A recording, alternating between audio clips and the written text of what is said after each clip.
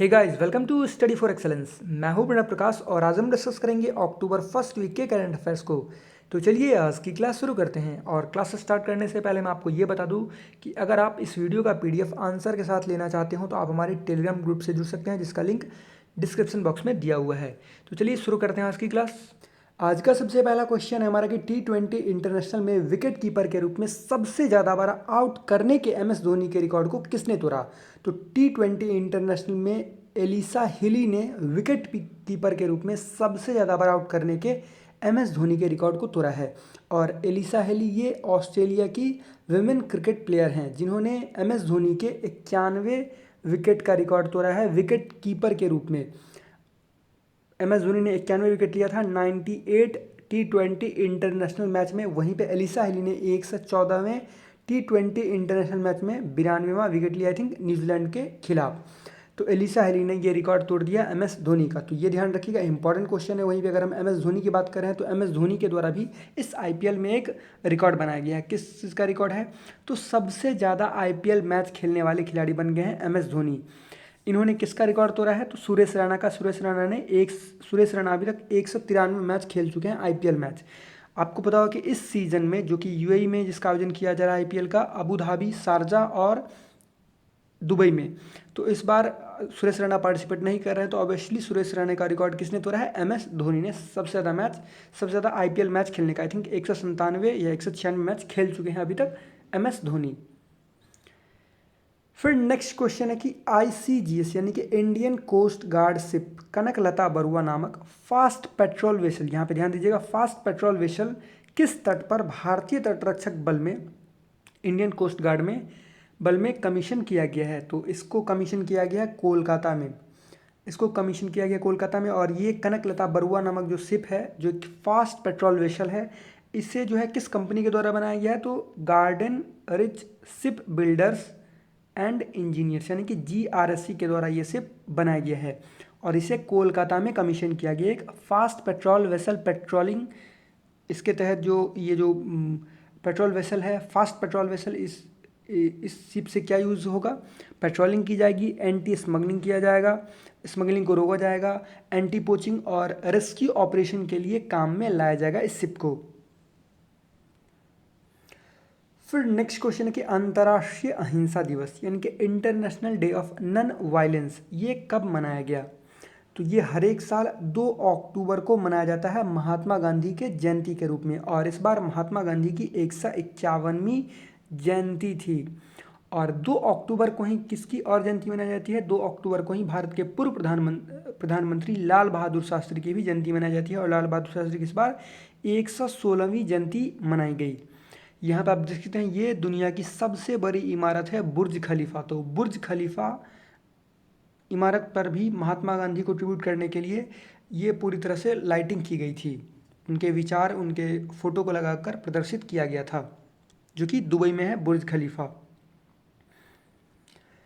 फिर next question है कि बीजेपी पार्टी के बिहार विधानसभा चुनाव प्रभारी के रूप में किसे नियुक्त किया गया? तो आपको पता होगा कि बिहार में विधानसभा चुनाव होने वाले हैं 3 चरणों में, 28 अक्टूबर, 3 नवंबर और 7 नवंबर को, और 10 नवंबर को रिजल्ट निकलेंगे।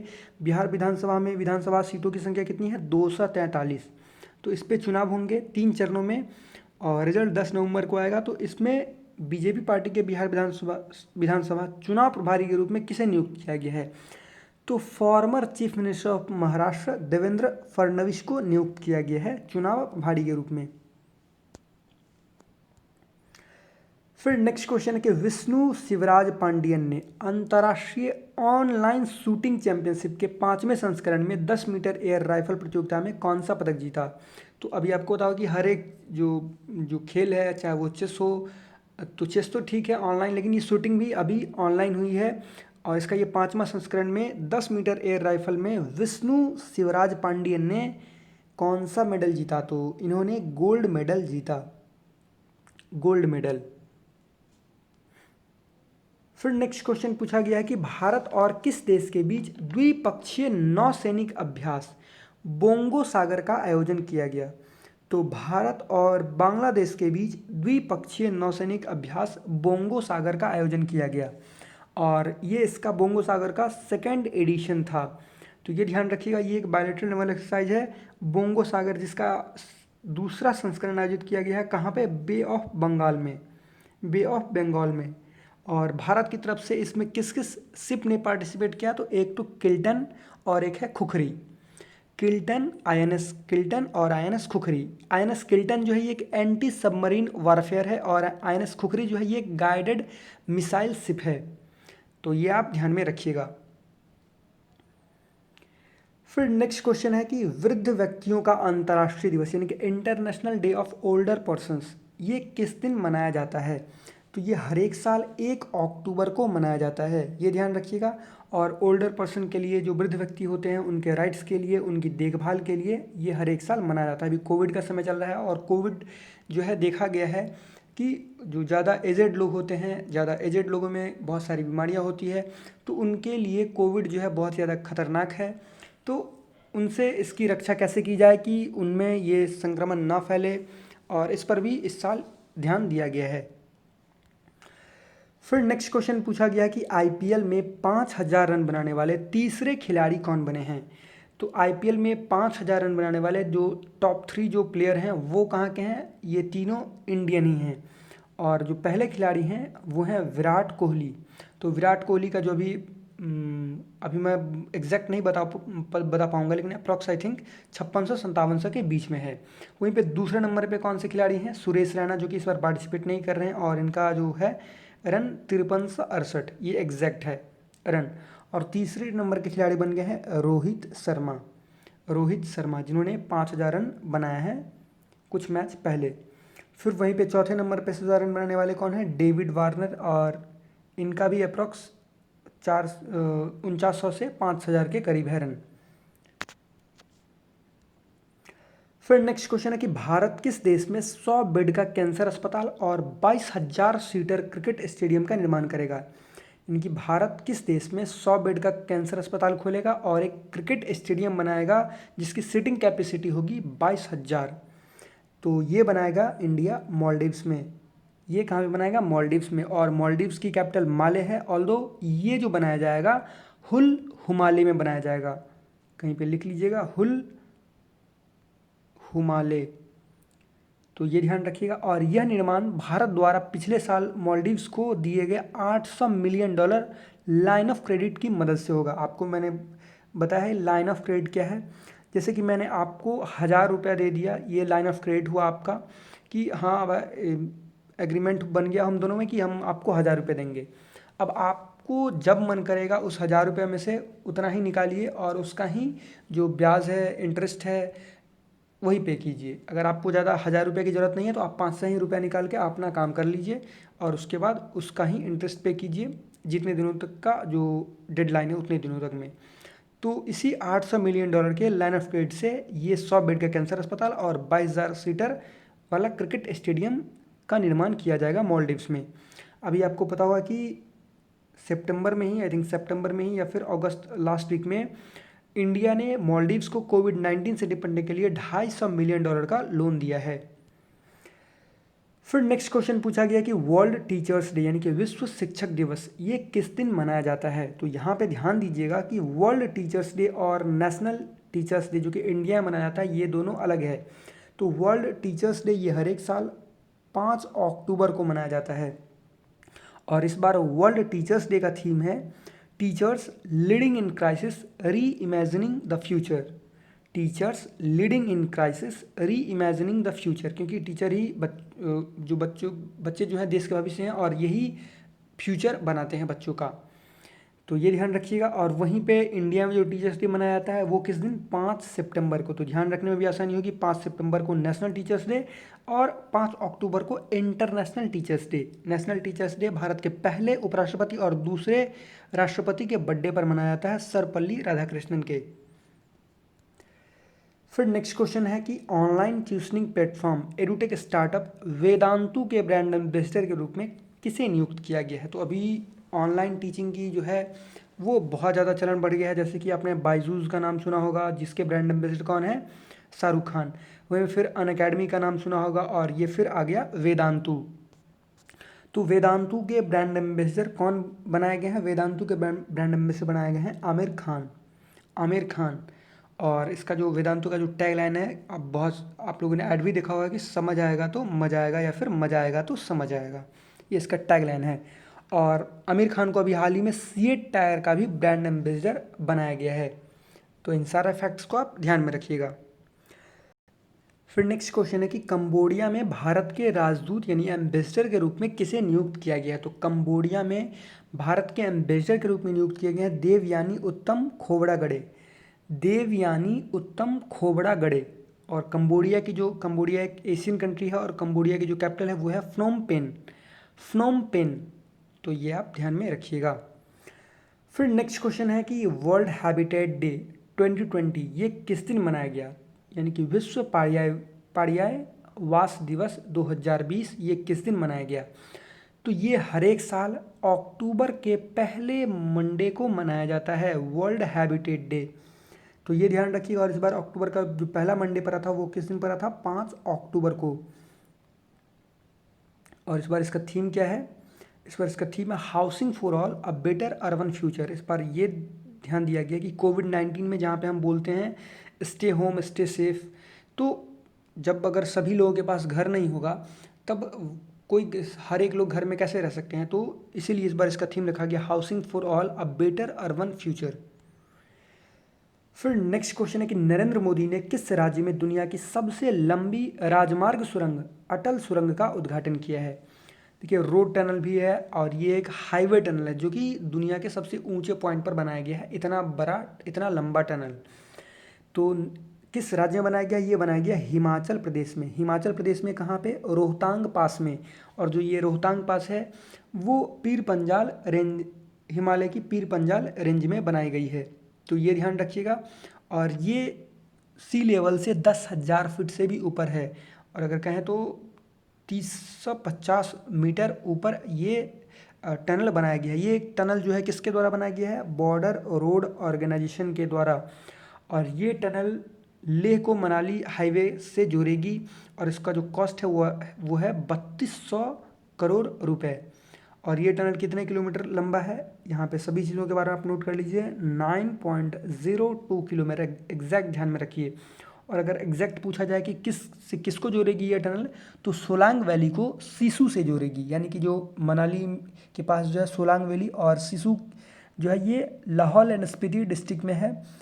तो सोलांग वैली को सिसु से जोड़ेगी और ये 40 किलोमीटर तक, आई थिंक 40 से 45 किलोमीटर के बीच दूरी कम कर देगी, डिस्टेंस कम हो जाएगा। और ये सभी मौसम में कनेक्टिविटी प्रदान करेगी।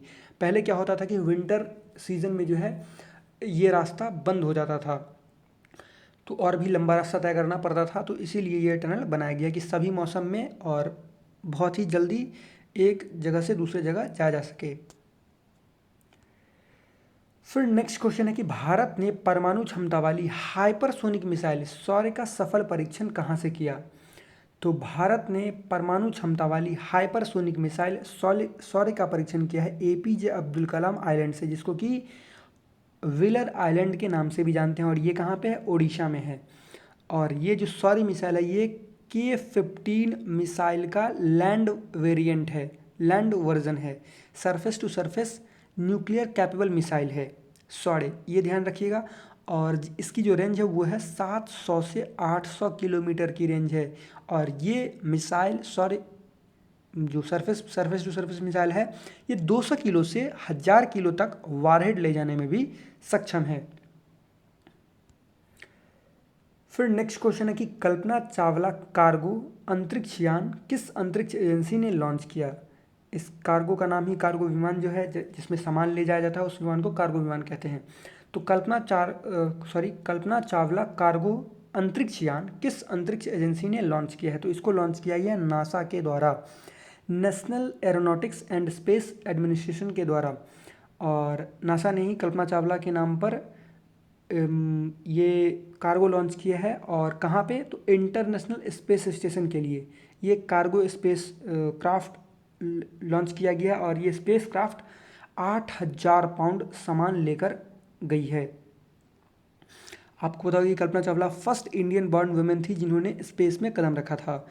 और इनका जो निधन है वो 2003 में हो गया था।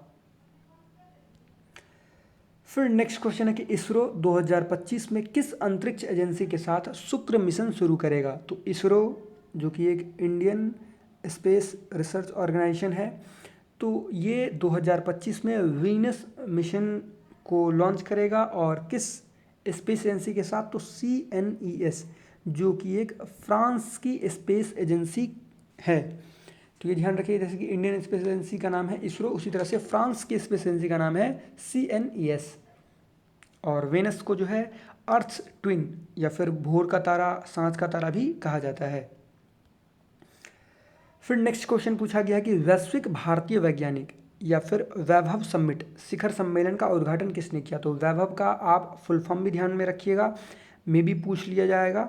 तो वैभव का मतलब हुआ वैज्ञानिक भारतीय और वैश्विक, ये इससे हुआ VAI से वैश्विक, BH से भारतीय और V से वैज्ञानिक। शिखर सम्मेलन का उद्घाटन किसने किया। तो इसका उद्घाटन किया प्रधानमंत्री नरेंद्र मोदी ने 2 अक्टूबर को। और वैभव समिट का उद्देश्य उभरती चुनौतियों को, जो चुनौतियाँ आती है हम लोगों के सामने जो चुनौतियाँ आएगी, उस चुनौतियों को हल करने के लिए वैश्विक भारतीय शोधकर्ताओं की विशेषज्ञता और ज्ञान का लाभ उठाने के लिए व्यापक रोड मैप को सामने लाना है। यानी कि विश्व भर के जो भारतीय शोधकर्ता हैं, जो शिक्षाविद हैं, उनको एक मंच पर लाना है और जो वैश्विक चुनौती से कैसे निपटा जाए उसके बारे में चर्चा करनी है। फिर नेक्स्ट क्वेश्चन है कि BS धनोआ को किस कंपनी का गैर कार्यकारी और स्वतंत्र निदेशक नियुक्त किया, यानी कि non executive and independent director किस कंपनी का नियुक्त किया गया BS धनोआ को। BS धनोआ कौन है, ये एक रिटायर्ड एयर चीफ मार्शल हैं। और अभी हमारे एयर चीफ कौन है, तो राकेश कुमार सिंह भदौरिया।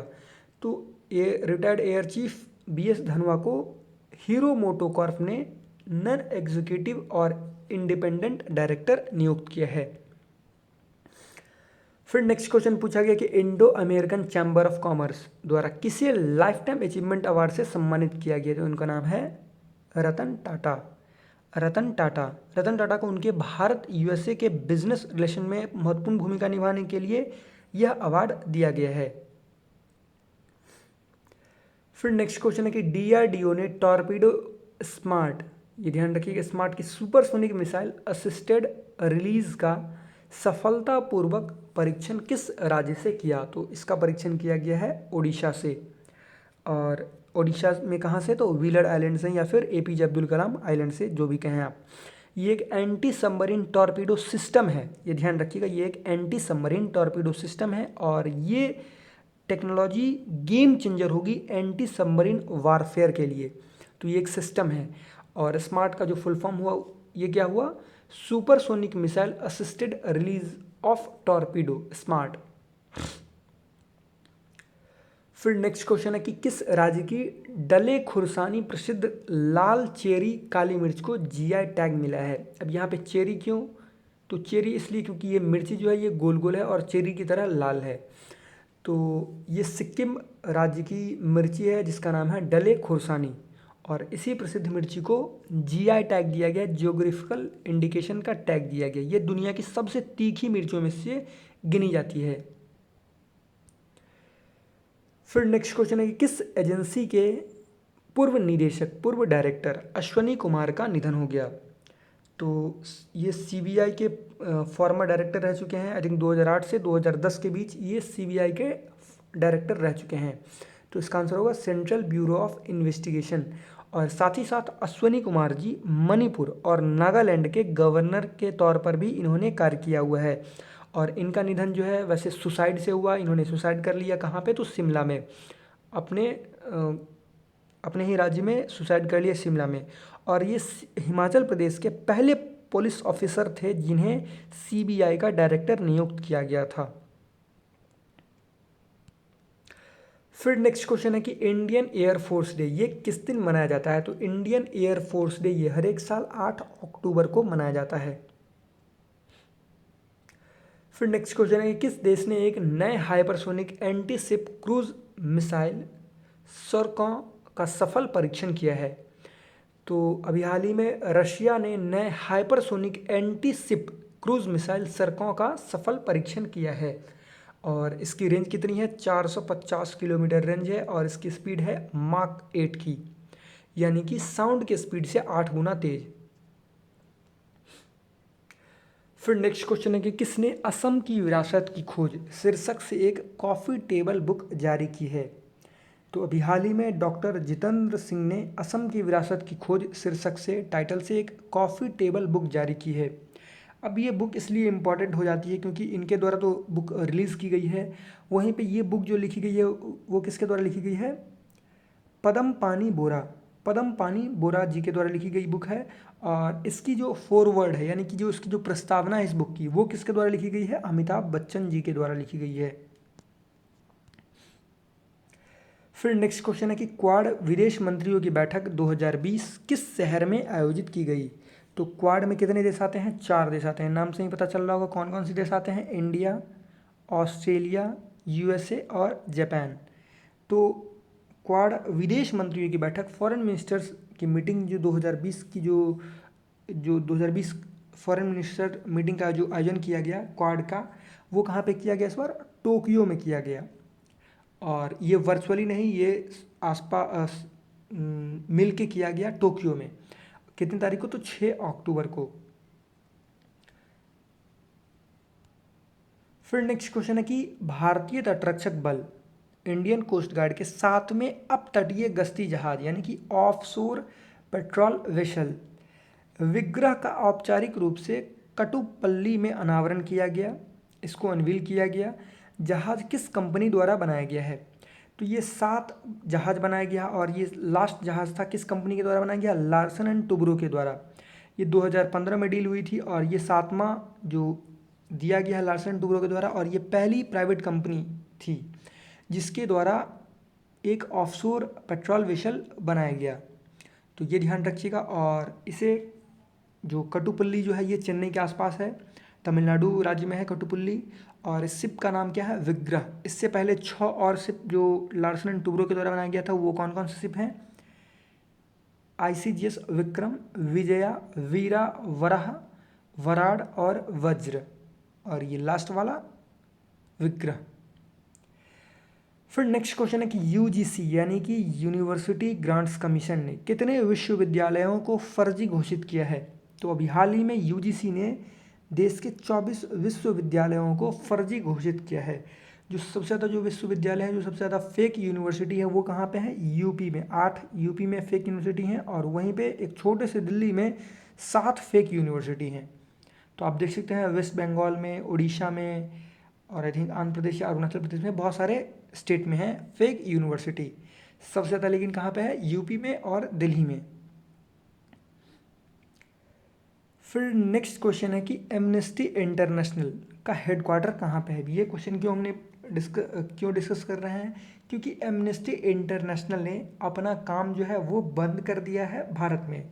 क्यों बंद कर दिया है, क्योंकि जो इसका एमनेस्टी इंटरनेशनल एक NGO है और इसका हेडक्वार्टर कहाँ पे है, लंदन में। सबसे पहले तो ये जान लीजिए। और ये इसका फोकस जो है ह्यूमन राइट्स पर होता है कि कहीं ह्यूमन राइट्स का वायलेशन तो नहीं हो रहा है, ह्यूमन राइट्स को कहीं पे दबाया तो नहीं जा रहा है। तो भारत सरकार के अनुसार इस NGO को विदेशों से धन प्राप्त होता था, जिसके बाद इसके अकाउंट को फ्रीज कर दिया गया। और एमनेस्टी इंटरनेशनल के द्वारा फ्रीज करने के बाद ये निर्णय लिया गया कि हम अभी तत्काल प्रभाव से भारत में अपना काम बंद कर रहे हैं। फिर नेक्स्ट क्वेश्चन है अब नोबेल प्राइज़ पे कि साहित्य का नोबेल प्राइज़ किसे दिया गया। 2020 के लिए साहित्य का नोबेल प्राइज़ किसने जीता। तो 2020 के लिए साहित्य का नोबेल प्राइज़ जीता गया है लुई ग्लक के द्वारा। और ये एक अमेरिकन पोएट हैं। तो ये ध्यान रखिएगा, लुई ग्लक जो है ये एक पोएट हैं और इनके द्वारा 2020 का नोबेल प्राइज़ जीता गया है साहित्य के लिए। तो अब जो हम डिस्कस करेंगे वो नोबेल प्राइज़ पे कितने नोबेल प्राइज़ दिए जाते हैं। 6 नोबेल प्राइज़ हैं और इस बार जो है इकोनॉमिक्स का नोबेल प्राइज़ अभी तक नहीं दिया गया। जब मैं ये 10 अक्टूबर को वीडियो रिकॉर्ड कर रहा हूँ, अभी तक इकोनॉमिक्स का नोबेल प्राइज़ नहीं दिया गया है। तो जितने सारे नोबेल प्राइज़ दिए गए हैं यहाँ पे हम सभी चीज़ों के बारे में यहाँ पे डिस्कस करेंगे, लेकिन एक न्यूज़ के पॉइंट ऑफ व्यू से, यानी कि न्यूज़ के फॉर्मेट में डिस्कस करेंगे यहाँ पे हम। और नोबेल प्राइज़ कहाँ पे दिए जाते हैं उसके बारे में भी हम यहाँ पे बात करेंगे। तो चलिए सबसे पहले हम जान लेते हैं कि नोबेल प्राइज़ जो है ये दो जगहों पे दिया जाता है। एक तो जो दिया जाता है फिज़िक्स में, केमिस्ट्री में, मेडिसिन में, लिटरेचर में, और उसके बाद इकोनॉमिक्स में। तो 5 नोबेल प्राइज़ जो दिए जाते हैं वो कहाँ पे दिए जाते हैं? स्वीडन के कैपिटल स्टॉकहोम में। और वहीं पे नोबेल पीस प्राइज़ कहाँ पे दिया जाता है? नॉर्वे कैपिटल ओस्लो में। तो चलिए अब हम नोबेल प्राइज़ इन फिजिक्स 2020 के बारे में बात करते हैं। ये प्राइज़ जो दिया गया ये 3 लोगों को दिया गया, लेकिन ये हाफ प्राइज़ जो है ये दिया गया रोजर पेनरोज को, और हाफ प्राइज़ जो है ये दोनों में बटा। रिनहार्ड गेंजेल और एंड्रिया गेज को दिया गया हाफ हाफ प्राइज़, और हाफ प्राइज़ जो है रोजर पेनरोज को। इसमें अप्रॉक्स 9 करोड़ की राशि और एक मेडल दिया जाता है। तो ये ध्यान रखिएगा। वहीं पे रोजर पेनरोज के द्वारा किस खोज के लिए नोबेल प्राइज़ इन्हें दिया गया? तो ब्लैक होल के फॉर्मेशन को जनरल थ्योरी ऑफ रिलेटिविटी से समझा सकता है, इस पर इन्होंने बताया। इसके लिए नोबेल प्राइज़ दिया गया। वहीं पे रेनहार्ड गेंजेल और एंड्रिया गेज को ये क्यों दिया गया? तो गैलेक्सी में जो सेंटर है, एक सुपर मैसिव गैलेक्सी के सेंटर में एक सुपर मैसिव कॉम्पैक्ट ऑब्जेक्ट है ब्लैक होल, तो इसके लिए इन लोगों को दिया गया नोबेल प्राइज़ इन फिजिक्स। फिर नोबेल प्राइज़ इन केमिस्ट्री किसे दिया गया? नोबेल प्राइज़ इन केमिस्ट्री दिया गया इमैनुअल कारपेंटियर को और जेनिफर ए डॉडना को।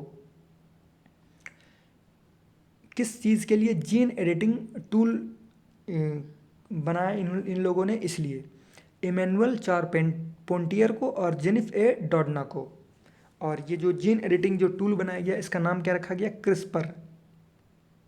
क्रिस्पर, या फिर शॉर्ट में क्या है तो CAS9। ये एक प्रोटीन है जो कि ये एक सीजर के जैसे काम करती है, यानी कि कैंची के जैसे काम करती है। अब जीन एडिटिंग क्या होता है? जेनेटिक सीजर, इसको हम जेनेटिक सीजर भी कह सकते हैं। जेनेटिक डिजीज़ के इलाज पर इन्होंने खोज किया कि जैसे कि कोई भी जेनेटिकल बीमारी है जो कि ठीक नहीं हो सकती है, माता पिता से बच्चों में, उसके बच्चों में से उसके बच्चों में आने की आशंका रहती है, और अगर आती है तो उसका इलाज उसकी रोकथाम की जा सकती है, लेकिन उसका पूर्ण रूप से इलाज नहीं किया सकता। तो इसी तर्ज पर इन लोगों ने, इन दोनों को हाफ ऑफ प्राइज़ मिला केमिस्ट्री में। तो इन लोगों ने जीन एडिटिंग पे खोज की। देख सकते हैं कि यहाँ पे जीन एडिटिंग कैसे बनाया। जीन जो है ये इस तरह से होता है, तो जहाँ पे जीन में गड़बड़ी है वहाँ के जीन को काट दिया जाए तो वो बीमारी ही ख़त्म, तो आने वाले जनरेशन को फिर वो बीमारी नहीं होगी। जैसे कि डाउन सिंड्रोम होता है, थैलेसीमिया होता है, ये क्या है? जेनेटिकल डिजीज़ है, तो इसके इलाज में भी इसका यूज़ किया जा सकता है। तो इनके लिए इन्हें नोबेल प्राइज़ इन केमिस्ट्री दिया गया। नाम ध्यान रखिएगा आप, इमैनुअल चारपेंटियर और जेनिफर ए डॉडना। फिर नोबेल प्राइज़ इन फिजियोलॉजी या फिर मेडिसिन, फिजियोलॉजी हो तो और मेडिसिन हो या फिर चिकित्सा का नोबेल प्राइज़ हो तो बात बराबर ही है। तो ये प्राइज़ किसे दिया गया? ये प्राइज़ दिया गया हार्वे जे अल्टर, माइकल ह्यूटन और चार्ल्स एम राइस को। तीनों को बराबर बराबर पार्ट में 1/3 1/3 1/3 ये अवार्ड दिया गया। प्राइज़ की बात करें तो 3-3 करोड़ इन तीनों को मिले होंगे। अब इन लोगों को ये प्राइज़ क्यों दिया गया? हेपेटाइटिस सी वायरस को खोजने के लिए इन्हें ये नोबेल प्राइज़ दिया गया। हेपेटाइटिस जो है लीवर में इन्फ्लेशन हो जाता है, तो हेपेटाइटिस A, B, तो इन सभी वायरस की खोज की जा चुकी है, लेकिन सी वायरस की खोज नहीं की गई थी। तो हेपेटाइटिस सी वायरस को इन लोगों ने डिस्कवर किया है। हेपेटाइटिस सी वायरस की दवाई है लेकिन वैक्सीन नहीं है, ये भी ध्यान में आपको रखना है। तो हेपेटाइटिस सी वायरस की खोज इन तीनों ने की। इनका नाम है हार्वे जे अल्टर, माइकल ह्यूटन और चार्ल्स एम राइस। फिर अब हम लास्ट बात करेंगे नोबेल पीस प्राइज़ के बारे में। तो नोबेल पीस प्राइज़ इस बार किसी व्यक्ति को नहीं दिया गया, इस बार किसी संस्थान को दिया गया, और संस्थान का नाम क्या है? World food programme. और इसका हेडक्वार्टर कहाँ पे है? रोम, इटली में। और ये प्राइज़ कहाँ पे दिया गया? नॉर्वे कैपिटल ओस्लो में। इसका काम क्या है वर्ल्ड फूड प्रोग्राम का? किसी भी कंट्री में जहाँ पे इमरजेंसी हो, जहाँ पे वार चल रही हो, जहाँ पे वायलेंस होता हो, उस समय में खाना पहुँचाना इस वर्ल्ड फूड प्रोग्राम का काम है, जो कि UN की एक एजेंसी है। यहाँ पर आप देख सकते हैं in 2019 the world food programme provided assistance to close to 100 million people in 88 countries who are victims और acute food insecurity and hunger. तो इसीलिए वर्ल्ड फूड प्रोग्राम को इस बार नोबेल पीस प्राइज़ 2020 दिया गया है। तो यहाँ पे सारे नोबेल प्राइज़ खत्म हो गए। अब इकोनॉमिक्स का नोबेल प्राइज़ बचा है, जिसको कि हम अगले वीक के क्लास में कवर करेंगे। तो यह वीडियोकांत, आई होप आपको ये वीडियो अच्छा लगा हो, और अगर आपको ये वीडियो अच्छा लगा हो तो प्लीज़ उसको लाइक कीजिएगा, इस वीडियो को शेयर कीजिएगा और हमारे चैनल ऑनलाइन तैयारी को सब्सक्राइब कीजिएगा, जिससे आपको आने वाली वीडियो मिलती रहे। धन्यवाद।